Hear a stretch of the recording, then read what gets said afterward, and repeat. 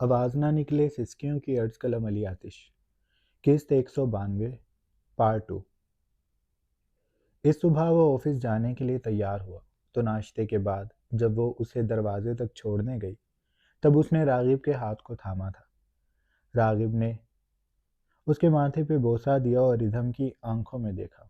कुछ कहना चाहती हो? रिधम ने सर हिलाया। मैं अगर कहीं बाहर जाना चाहूँ तो। रागिब मुस्कुराया। तो तुम जा सकती हो, तुम कैद नहीं हो। बस अपना ख्याल रखना। नमल को बुला लेना अगर वो आ सके तो। अच्छी बात होगी, वरना हुमैरा तो होगी तुम्हारे साथ। वैसे तुम्हें वो अच्छी लगी? रागिब ने रुककर सवाल किया तो रिधम ने सर को जुम्बिश दी। वो मुस्कुरा दी। रागिब चौहान के बंगले के वसी लॉन में सरमा की धूप फैल चुकी थी।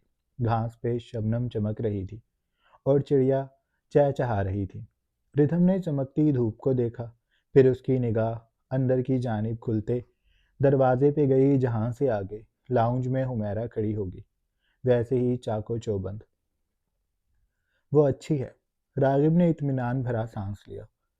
वो तुम्हारा ख्याल रखेगी। तुम्हारे पास कार्ड तो है ना? रागिब ने याद आने पे पूछा। रिथम ने हाँ करते हुए कहा, जी वो रखा है मेरे पास, पैसे भी हैं उसमें। रागिब ने लब भींचे। पैसे तो होंगे ही, तुम खर्च कहाँ करती हो? अब अगर बाहर जा ही रही हो तो कुछ बहुत सारा खरीद लेना, कुछ अपने लिए कुछ मेरे लिए। वैसे भी कितने दिन हो गए हैं तुमने मुझे तोहफा नहीं दिया। वो मसनूई शिकायत करने लगा। रिधम ने उसे चौंक कर देखा।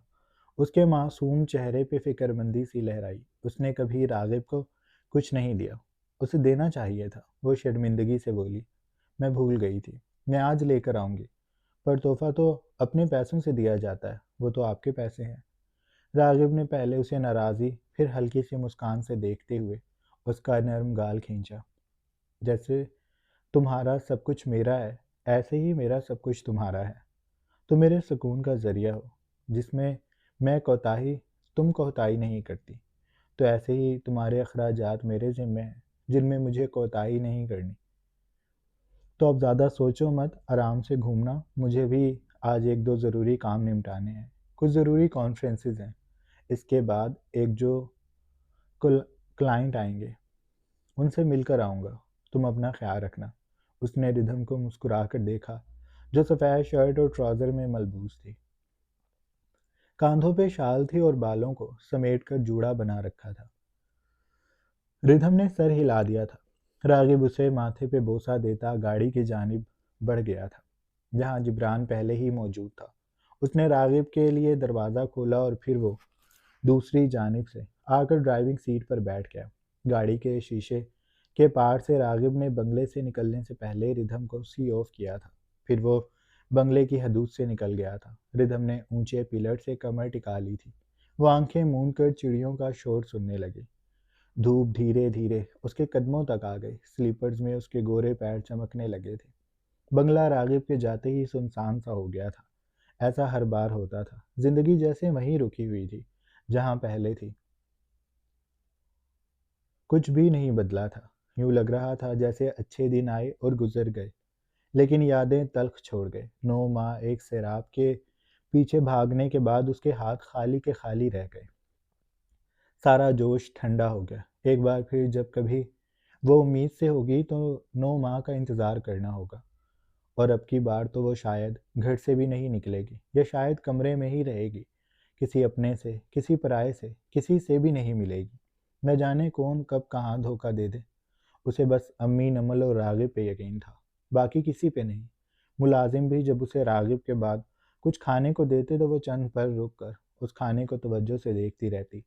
दिल में कई तरह के वसवसे आते कि कहीं उनमें कुछ मिला तो नहीं दिया गया होगा। कहीं किसी की साजिश से ये मुलाजिम उसके घर ना आए हों। और न जाने ज़ेबा कहाँ होगी, वो दोबारा क्यों नहीं पलटी। उसने किसी तरह का राब्ता नहीं किया। रिधम ने सब कुछ खो दिया। उसने मजाक उड़ाने के लिए भी कॉल नहीं की। क्या उसे सच में कुछ नहीं पता? क्या वो सच में बेकसूर है?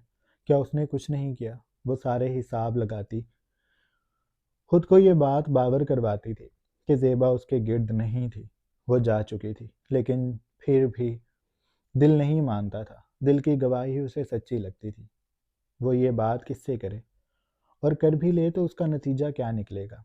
क्या ज़ेबा मिल जाएगी? उसका जुर्म साबित हो जाएगा? अगर हो गया तो रिधम उसके साथ क्या सलूक करेगी? क्या माफ़ कर देगी या बदला लेगी? पर ज़ेबा के पास तो कुछ भी खोने लायक नहीं है। शोहर, औलाद, सब कुछ उसने खुद छोड़ दिया। उसके पास अगर इस वक्त कुछ भी ज़रूरी चीज़ है तो वो ज़ेबा का अपना आप है। उसके पास खुद से ज़्यादा ज़रूरी कुछ भी नहीं। लेकिन क्या ज़ेबा ने इतनी बड़ी साजिश की? क्या उसके लिए बदला लेना इतना ज़रूरी हो गया था? रिधम जब सोचने लगती तो सोचों के घोड़े हवाओं में बड़ी दूर जा निकलते थे। ज़ेबा एक ऐसा मुअम्मा थी जिसको वह कभी हल नहीं कर पाई थी। रागिब न जाने कहाँ तक तहकीक में पहुंचा था, लेकिन रिधम का दिल बार बार कहता था कि उसे ज़ेबा से शुरुआत करनी चाहिए, एक बार फिर उसे एक एक चीज़ से दोबारा देखनी चाहिए। लेकिन रागिब से अब अगर उसने इस बारे में बात की तो वह रिधम से बज़्ज़न हो जाएगा। रिधम पहले ही उसे बहुत परेशान कर रही है, ना चाहते हुए भी सब हो रहा है। उनका रिश्ता अभी तक इसलिए कायम है क्योंकि रागिब बहुत तहम्मुल से सब करता है। अगर रिधम के हाथ में सब कुछ होता तो वो शायद बहुत कुछ बिगाड़ चुकी होती। रागिब उसकी हर बात, हर गुस्से को ऐसे सुनकर भूल जाता था जैसे कोई बात हुई ही ना हो, और रिधम हर चीज़ याद रखती थी। वो जैसे उंगलियों पे सब गिनती थी। रागिब से लड़ना, उसे बुरा भला कहना, वो सब कह रही थी और रागिब बस सुन रहा था, उसे समझा रहा था। एक अच्छे शौहर की तरह वो उसका साथ दे रहा था। रिदम ने गहरा सांस भरकर आंखें खोल ली थी। मैं अंदर आ रही हूँ, आ ही रही थी, उसने बगैर देखे कहा। हुमैरा सपाट चेहरे से दरवाजे की चौखट में रुक गई थी, रिदम से चंद कदमों के फासले पे। तुम बिला वजह मुझे बच्ची की तरह ट्रीट मत किया करो, वो चिढ़ कर बोली थी। हुमैरा खामोशी से सर झुकाए खड़ी रही। रिदम को अपनी बात कहकर खुद ही अंदाज़ा हो गया कि वो बिला वजह तल्ख हो रही है, इसलिए तनी असाब ढीले पड़े और अब की बार वो बोली तो लहजा नरम था। हम आज घूमने जाएंगे, उसने हुमैरा को कहा और अंदर बढ़ गई। हुमैरा उसके पीछे चल दी थी। सूरज की किरणें हर जानिब फैल गई थी। चिड़िया जो शाखों में छुपी चहचहा रही थी, उनकी आवाज़ अब भी वैसी ही सुनाई देती थी। कराची शहर पे दिन रोशन सा उतर रहा था। हुमैरा ड्राइवर के साथ फ्रंट सीट पर बैठी थी। रिधम नमल के साथ पिछली सीट पर मौजूद थी। वो कुछ देर पहले ही रिधम के पास आई थी। रिधम ने उसे कॉल करके बुला लिया था। अपनी आज की मुकम्मल प्लानिंग बताकर वो खुद भी बहुत पुरजोश थी। रागिब ने उसे इजाज़त दे दी थी। वो बड़े दिनों बाद पूरे दिल से तैयार हुई थी। घुटनों से लंबी कमीज जिस पे छोटे छोटे गुलाबी फूल बने हुए थे, सफ़ेद खुले पाइंचों वाला पजामा, शफून का दुपट्टा जिसे उसने गले में डाल लिया था। बालों को खुला छोड़कर उसने हल्का सा मेकअप किया, उंगलियों में अंगूठियां पहनी और कलाई में चूड़ियां। पैरों में सैंडल पहनने के बाद उसने एक तनकीदी निगाह खुद पे डाली थी। वो प्यारी लग रही थी। तभी उसे मुलाजमा ने आकर बताया कि नमल आ गई है, तो वो नीचे आ गई। उसके हाथ में उसका पर्स मौजूद था। नमल से मिलकर हाल अहवाल पूछने के बाद उसने मुलाजमा को चाय लाने का कहा था, लेकिन नमल ने मना कर दिया था। बस हम चलते हैं, मैं अभी नाश्ता करके आई हूँ। रिधम ने सर को जुम्बिश दी और फिर वो तीनों ड्राइवर के साथ गाड़ी में बैठ गई थी। अब इस वक्त नमल पीछे रिधम के साथ बैठी टिकटिकी बांध कर हुमैरा को देख रही थी, जिसका चेहरा सपाट था। ब्लैक लेडीज पैंट सूट में मलबूस वो ऊंची लंबी सी लड़की जिसका चेहरा चौड़ा था, आंखें बड़ी बड़ी थी, बालों को कस के पीछे पोनी टेल में बांध रखा था, जिससे उसकी आंखें मजीद चाइनीज जैसी हो गई थी। उसके चेहरे पर मेकअप अब बिल्कुल भी नहीं था, आंखों में बस सुरमा था और बेहद सख्त तासुर। जब रिधम ने नमल को यूं मुसलसल हुमैरा को घूरते हुए देखा तो उसने उसके घुटने पे चपत लगाई। नमल ने चौंक कर उसे देखा। रिधम नमल के कान की तरफ झुकी और सरगोशी में बोली, इस तरह बेवकूफ़ों की तरह उसे मत देखो, अजीब लगता है, लड़की ही है, कोई जिन थोड़ी है, उसे तुम इस तरह देख रही हो। नमल ने फौरन से सरगोशी की, पर ये कितनी अजीब लग रही है ना, बड़ी सी, लंबी सी, चौड़ी सी और कुछ कुछ मर्दाना सी। रिधम ने गहरा सांस लिया, फिर नमल को संजीदगी से देखा। वो प्यारी है रिधम। रिधम के देखते ही नमल ने अपना बयान बदल लिया था। रिधम बस सर झटक कर रह गई थी। अब चुप करके बैठना, अगर उसने सुन लिया तो उसे दुख होगा। नमल ने गहरा सांस भर लिया था। शानों को उचकाकर वो अपना मोबाइल निकाल चुकी थी, जिस पे शायान के कुछ कुछ देर बाद मैसेजेस आ रहे थे। वो उनका रिप्लाई करने लगी थी। अलबत्ता रिधम खिड़की से बाहर देख रही थी। शहर पर सूरज की किरणें फैली हुई थी। सड़कों पर मामूल का रश था और लोग शॉपिंग मॉल जा रहे थे। उसे रागिब के लिए आज कुछ अच्छा सा तोहफा खरीदना था। इसके बाद दोपहर का लंच भी उन्होंने बाहर करना था और फिर वह शायद सी साइड पर चली जाएगी। उसने फैसला कर लिया था रागिब ने भी आज लेट आना था, तो उसे आज का पूरा दिन बाहर ही गुजारना था, खुद को मसरूफ़ रखते हुए, अपने अंदर के शोर को खामोश करवाते हुए, क्योंकि घर में तो उसे सब कुछ बार बार याद आता था, जिससे उसका दिल दुखता था। दवाइयाँ खा कर वह तकरीबन पागल होने को हो गई थी और अब उसे सुकून चाहिए था। लेकिन उसे क्या पता था कि बाहर भी उसे सुकून नहीं मिलेगा। गाड़ी कुछ देर बाद शहर के सबसे बड़े शॉपिंग मॉल के पार्किंग एरिया में रुकी थी। हुमैरा तेजी से दरवाज़ा खोलकर बाहर निकलने लगी, तभी रिदम ने कहा, हम अपनी तरफ का दरवाज़ा खुद खोल लेंगे। तुम ये सारी कर्टिसी रहने दिया करो। तुम बस मेरा ध्यान रखो कि कहीं मैं गुम ना हो जाऊं। उसने माहौल को खुशगवार बनाने के लिए नरमी से कहा और मुस्कुरा दी। हुमैरा भी मुस्कुरा दी थी, जबकि नमल एक बार फिर हुमैरा को न चाहते हुए भी ऊपर से नीचे तक बार बार देख रही थी। तुम इससे थप्पड़ खा लोगी। रिदम ने उसे घूर कर देखा तो नमल ने तेजी से अपनी आंखें घुमा ली। वो तो हुमैरा को नहीं देख रही थी। उसका अंदाज ऐसा था। रिदम बस सर झटक कर रह गई थी। अच्छा, मैं आपसे बाद में बात करती हूँ। हम लोग मॉल आ गए हैं। नमल ने मैसेज टाइप करके शायान को भेज दिया था। कुछ ही देर बाद स्क्रीन जगमगाए। उस पर शायान का पैगाम आया हुआ था, मॉल से अपने लिए भी कुछ ले लेना। ये ना हो कि सिर्फ घूम फिर कर आ जाओ। मैं तुम्हारी चेकिंग करूँगा। अगर कुछ ना मिला तो फिर तुम्हें सज़ा मिलेगी। मैसेज के इख्तिताम पर दो सींगों वाला इमोजी बना हुआ था, जिसकी रंगत जामनी थी और चेहरे पर शैतानी मुस्कुराहट थी। नमल बेसाख्ता मुस्कुरा दी। उसने मोबाइल को बंद करके पर्स में रख लिया था। फिर वो तीनों मॉल में दाखिल हो गई थी। हुमैरा रिधम के साथ साथ फिर रही थी, जबकि नमल अलग थी। वो चीज़ों को परखती, एक एक चीज़ को देखती आगे बढ़ गई थी। अब उसका एतमाद बहाल हो गया था। उसके पास इस वक्त पर्स में इतने पैसे मौजूद थे कि वो जो चाहे खरीद सकती थी, और उसके अलावा उसके पास एटीएम कार्ड भी था। मॉल में कदम रखते ही उसे अजीब सी खुशी ने घेर लिया। जिंदगी में उसने कभी नहीं सोचा था कि वो इतने बड़े मॉल में यूं बेफिक्री से ऊंची हील से टक टक करती मार्बल के फर्श पे बेनियाजी से फिर रही होगी, और वहां पर काम करने वालियां उसे झुक झुक कर सलाम करेंगी, उसके लिए चीज़ें निकालेंगी। वो महंगी से महंगी चीज़ पर बिला झिझक हाथ रख सकती थी। वो मगरूर नहीं हुई थी, लेकिन इस खुशी ने उसकी गर्दन को अकड़ा दिया था। उसे इस बात का जुम्न था कि उसके पास शायान है, और जिसके पास शायान हो वो भला गरीब हो सकता है। नमल के मोहब्बत और दौलत दोनों के कारखाने भरे हुए थे।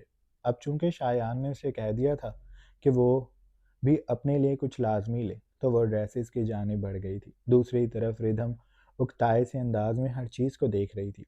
उसे कुछ भी अच्छा नहीं लग रहा था, खुद के लिए तो बिल्कुल भी नहीं। उसके पास पहले ही इतने कपड़े घर में मौजूद थे जो रागिब ने दिलवाए थे, कुछ इसरार करके, कुछ उसकी पसंद के और कुछ अपनी पसंद के। अलमारी भरी पड़ी थी। आना जाना तो कहीं होता नहीं था।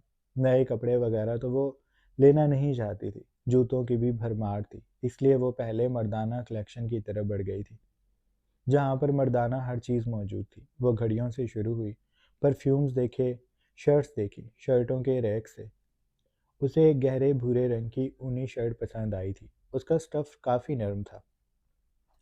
उसने आंखें बंद करके रागिब को शर्ट में मलबूस तस्वुर किया, तो उसके लब बेसाख्ता मुस्कुरा दिए। उसने वो शर्ट पैक करवा ली थी।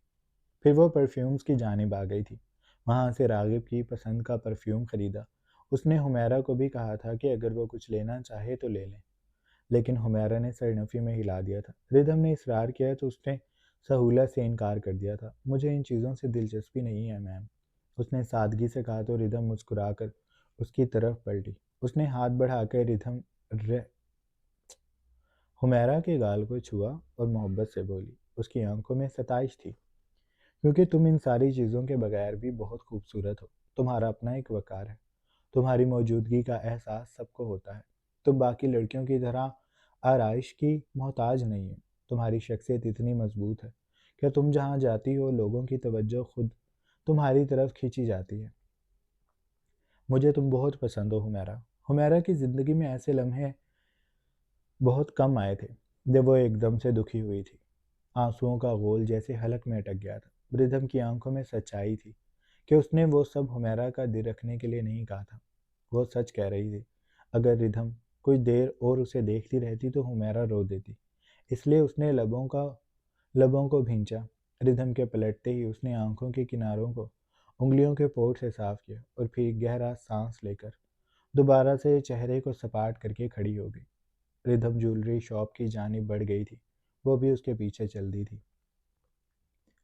ज्वेलरी शॉप यूं लगता था जैसे कांच की बनी हुई है। उसमें जर्द और सफ़ेद दोनों रोशनियां जल रही थी। वो काउंटर के पास रखी कुर्सियों में से एक कुर्सी पर बैठ गई। शॉप में खड़ी सेल्स गर्ल सताशगी से उसके पास आई थी।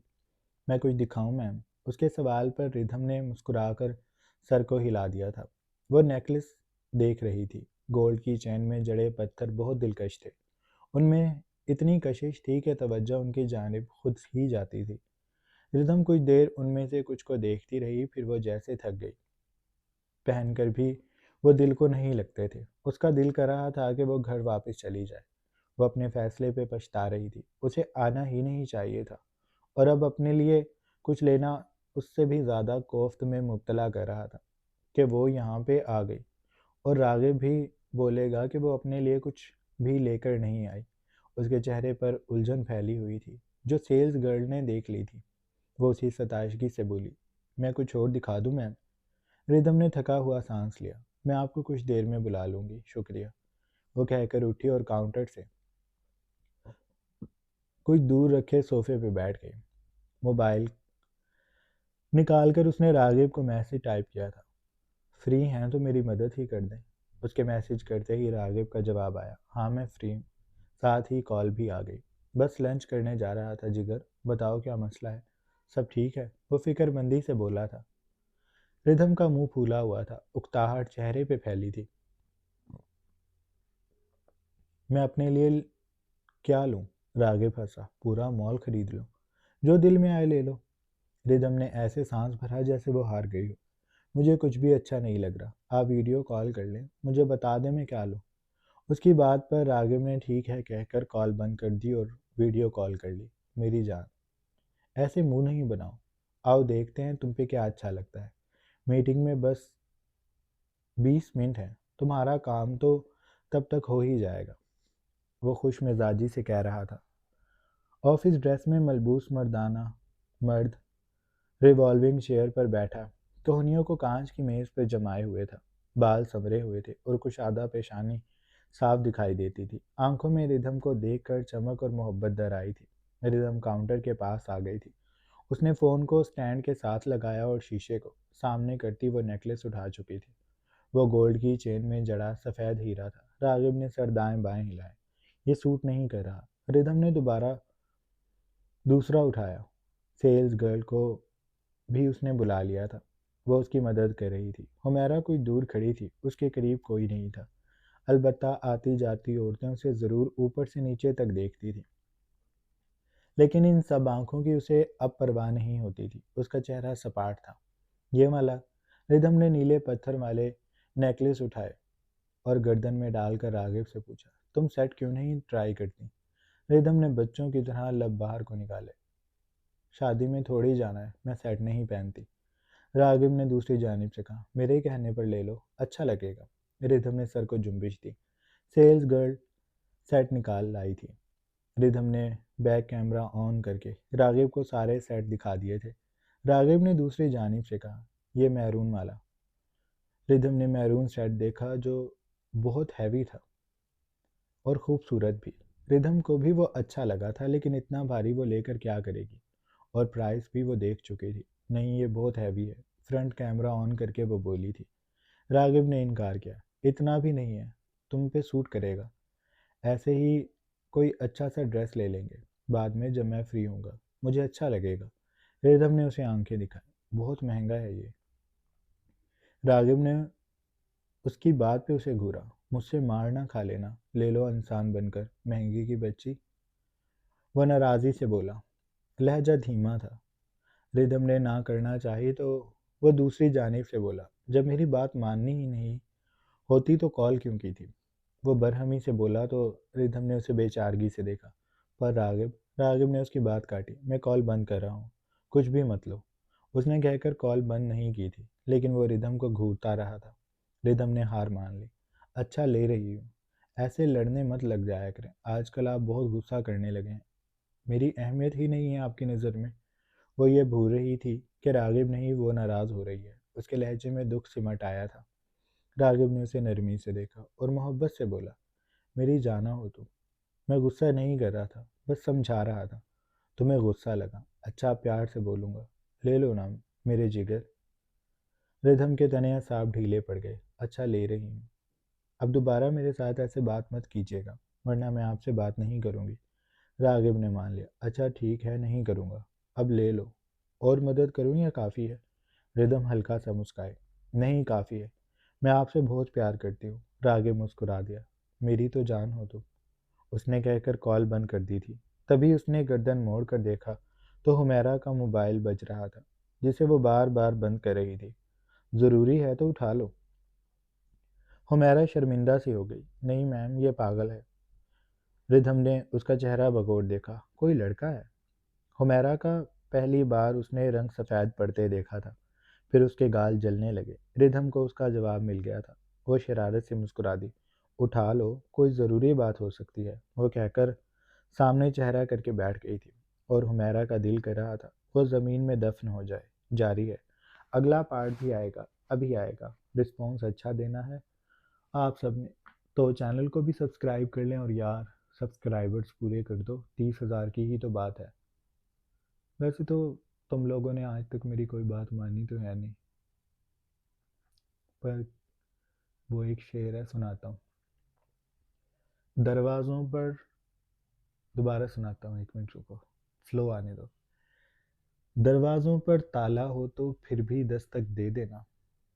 दरवाज़ों पर ताला हो तो फिर भी दस्तक दे देना। नाम तो शामिल हो जाएगा दस्तक देने वालों में। तो मेरा भी काम दस्तक देना है। तो हम तो कह रहे हैं अपनी तरफ से, बाकी आप लोगों की मर्ज़ी है, शहज़ादे लोग हैं आप लोग। तो अल्लाह हाफ़िज़।